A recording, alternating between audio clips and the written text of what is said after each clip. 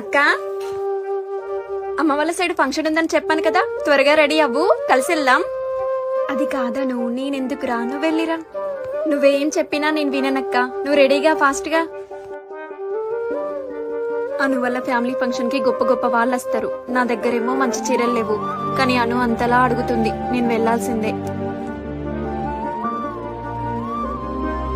అను, నేను రెడీరా, వస్తున్నావా? వస్తున్నా అక్క.